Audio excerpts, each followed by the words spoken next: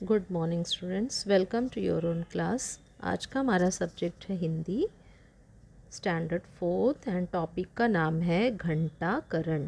तो सबसे पहले लेसन रीडिंग बहुत इम्पॉर्टेंट है। हम लेसन रीड करेंगे। घंटाकरण।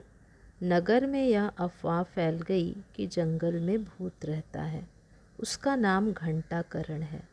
वह घंटा बजाता है। अफवाह से लोग बहुत भयभीत हुए। अफवाह अर्थात उड़ती खबर।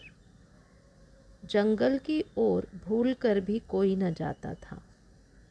जंगल से लकड़हारे लकड़ियां न बीनते, घसियारे घास न काटते, चरवाहे जंगल में पशुओं को न ले जाते थे। सारा का सारा जंगल घंटाकरण भूत की राजधानी बन गया। अब तो उस नगर के राजा को भी बड़ी चिंता हुई। उसने सयानों और जादूगरों को इकट्ठा कर कहा, भाई, इस भूत को इस जंगल से निकालो, वरना सारा जंगल वीरान हो जाएगा और जंगल से मंगल गायब हो जाएगा। लोगों ने अपने अपने तरीके आरंभ किए, परंतु घंटाकरण किसी के काबू में न आया। तभी एक बुद्धिमान मनुष्य उधर कहीं से आ निकला। वह भूतों में विश्वास नहीं करता था। वह अनुमान लगाने लगा कि सच्चाई क्या हो सकती है। वह साधु का वेश बनाकर जंगल में घुसा। वहाँ जाकर जो देखा तो सारा सच उसकी समझ में आ गया। लौटकर उसने राजा और नगरवासियों से कहा, आप मुझे एक बोरा भुने हुए चने दें तो मैं कल ही भूत को पकड़ लाता हूँ। अब आगे के पैराग्राफ से हमें ये समझ में आएगा कि इस बुद्धिमान मनुष्य ने आखिर वहाँ क्या देखा था। उसने यहाँ पर देखा था कि कुछ बंदर हैं और बंदरों के पास घंटा है, और जब वे उतरते हैं, आपस में मौज मस्ती करते हैं, तब वे घंटा बजाते हैं। अब ये बात वो समझ गया था। अब देखते हैं, लोगों ने उसका कहा माना। बुद्धिमान मनुष्य चने लेकर जंगल में पहुंचा और उसने वह चने एक पेड़ के नीचे डाल दिए। उसने देखा कि पेड़ से कई बंदर नीचे उतरे और चने खाने लगे। उनमें से एक बंदर के हाथ में घंटा था। उस बंदर ने घंटा फेंक दिया और चने खाने लगा। बुद्धिमान आदमी ने घंटा उठाकर नगर की राह ली। अर्थात उसको यही बात समझा था कि बंदरों की जब मौज होती तो वो घंटा बजाते थे। अर्थात कोई भूत वगैरह नहीं था, कोई बड़ा जानवर वहाँ नहीं था। सिर्फ बंदरों के हाथ में कहीं से घंटा लग जाने की वजह से लोगों को लगा कि यहाँ इस जंगल में कोई भूत रहता है जो घंटा बजाता है। तो आगे हम देखते हैं कि यहाँ पर उस बुद्धिमान आदमी ने घंटे को ले लिया और बाकी बंदर जो हैं अपने चनों में उलझे रहे। दरबार में पहुँचने पर बुद्धिमान मनुष्य ने राजा से कहा, महाराज, यह घंटा बंदरों के हाथ में पड़ गया था। जब उनकी मौज होती वे घंटा बजाते। इस तरह जंगल में भूत होने की अफवाह फैल गई थी। सारे नगर और राजसभा में उस विद्वान को बड़ा आदर मिला।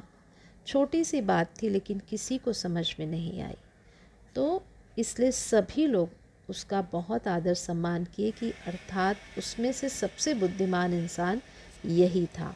उस बुद्धिमान ने लोगों को यह सलाह दी कि सच्चाई परखे बिना किसी भी बात पर आप विश्वास मत करिए। ये आज के ज़माने में और किसी भी समय के लिए यह बहुत ही अच्छी सलाह है कि बिना सच्चाई परखे किसी भी बात पर विश्वास नहीं करना चाहिए, न तो उचित निर्णय देना चाहिए। इसीलिए हमारे कानून में ये व्यवस्था है कि देर भड़े हो जाए लेकिन किसी निर्दोष को सज़ा न मिले और पूरी सच्चाई, पूरे तथ्य के आधार पर ही दोषी को सज़ा मिले। इस कहानी को लिखा है जगत राम आर्य जी ने। चलिए हम प्रश्नोत्तर देख लेते हैं। पहले प्रश्न रीडिंग कर लें। अफवाह का क्या परिणाम हुआ? आपका आंसर है, अफवाह से लोग बहुत ही डर गए। सेकंड क्वेश्चन था आपका, बुद्धिमान मनुष्य किसमें विश्वास नहीं करता था? साधु का वेश बनाकर जंगल में कौन घुसा? बंदर घंटा कब बजाते थे? और लास्ट है, बुद्धिमान मनुष्य ने लोगों को कौन सी सलाह दी? एक एक करके हम सारा आंसर रीड करेंगे। अफवाह से बहुत लोग डर गए। बुद्धिमान मनुष्य भूतों में विश्वास नहीं करता था। बुद्धिमान मनुष्य साधु का वेश बनाकर जंगल में घुसा। बंदर घंटा कब बजाते थे? जब बंदर घंटा तब बजाते जब उनकी मौज होती। नेक्स्ट है कि बुद्धिमान मनुष्य ने लोगों को कौन सी सलाह दी? बुद्धिमान मनुष्य ने लोगों को सच्चाई परखे बिना किसी भी बात पर विश्वास न करने की सलाह दी। यहाँ पर जोड़े मिलाकर वाक्य पूरा लिखना है। तो उस नगर के राजा को इसके साथ जोड़ी जाएगी बड़ी चिंता हुई। जब उनकी मौज होती वे घंटा बजाते। तभी एक बुद्धिमान मनुष्य उधर कहीं से आ निकला। उस विद्वान को बड़ा आदर मिला। जंगल से मंगल गायब हो जाएगा। इसे हम जोड़कर इस तरह से लिखेंगे। उस नगर के राजा को बड़ी चिंता हुई। जब उनकी मौज होती अल्प विराम वे घंटा बजाते पूर्ण विराम। हमेशा लिखते समय विराम चिन्हों का जरूर ध्यान दीजिए। तभी एक बुद्धिमान मनुष्य उधर कहीं से आ निकला। उस विद्वान को बड़ा आदर मिला। जंगल से मंगल गायब हो जाएगा। अब यहाँ पर चित्र देखकर अंधविश्वास को पहचानो और इस पर कभी विश्वास मत करो। तो पहला चित्र हम जैसे कि देख रहे हैं, उसमें बिल्ली और एक लड़का दिख रहा है आपको। तो इस अंधविश्वास को हम कहेंगे बिल्ली द्वारा रास्ता काटना। यहाँ पर एक सांप दिख रहा है, यहाँ बाबा दिख रहा है कोई झाड़ फूँक करने वाला। तो यहाँ पर है कि सांप काटने पर ओझा से झाड़ फूँक करवाना, ये इस अंधविश्वास का नाम है। यहाँ है बाहर जाते समय किसी का छींकना, ये है पीछे से टोकना। यहाँ हम कहते हैं अक्सर तीन तिगाड़ा काम बिगाड़ा। और फिर नींबू मिर्ची का टोटका। तो ये सारी चीज़ें अंधविश्वास हैं, लेकिन हमें अपने ऊपर ओवर कॉन्फिडेंस होने पर अगर हमें बड़े कहीं कहते हैं कि भाई यहाँ पर मत जाओ, तो हमें उनकी बात को मान लेना चाहिए। हम नहीं डरते इसका मतलब कहीं भी मूर्खतापूर्ण चले जाएं, ये नहीं होना चाहिए। हमें अगर बड़ों ने मना किया है कि कहीं भाई इस जगह पे मत जाओ, तो आप वहाँ पर मत जाइए। जिस तरह से हमने जब कोई तालाब अगर छोटा सा है, जब हम कभी गए नहीं हैं वहाँ, हमने देखा नहीं, हम जानते नहीं हैं कि उसके अंदर क्या क्या जीव हैं, और हमें पता है कि हमारे बड़ों ने मना किया था देखो नज़दीक बिल्कुल मत जाना। और अगर हम एकदम नज़दीक चले गए और बहुत अचानक से आपके सामने मगरमच्छ का मुंह आ ही गया, तो हमारे पास कोई रास्ता नहीं होगा।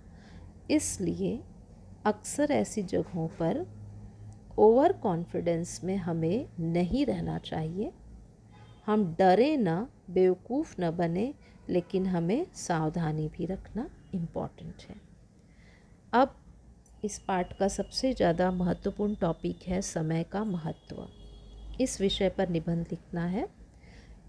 यह जीवन की बहुत बड़ी सच्चाई है कि समय सबसे मूल्यवान है, लेकिन बहुत दुख की बात है कि लोग इसे जानते हुए भी समय व्यर्थ गंवा देते हैं।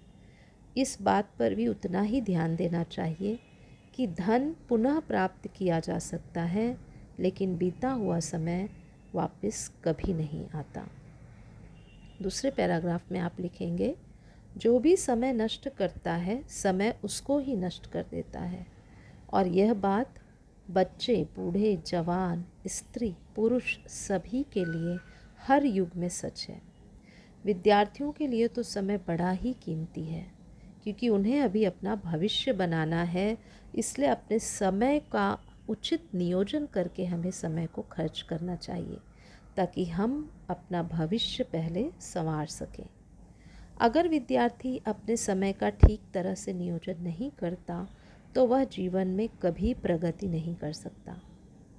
हर मनुष्य को चाहिए कि वह जीवन के हर दिन को अध्ययन में, खेल में, व्यायाम में डिवाइड कर दे, आदि के लिए नियम बनाए और उस नियम का सख्ती से पालन करे।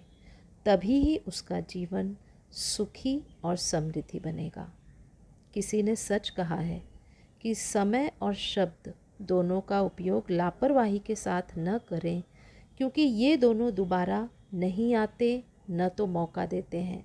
जैसे कि आज आप 4th क्लास में हो और अगर आज आपने पढ़ाई को इम्पोर्टेंस नहीं दिया, अगर आप 6वीं 7वीं 8वीं के एज में चले गए और आपको चौथी का कोई चीज़ नहीं आता, तो आपको दोबारा वही एज, वही क्लास, वही बुक्स पढ़ने में संकोच होगा, शर्म होगा, लोगों के सामने एक अपमान होगा।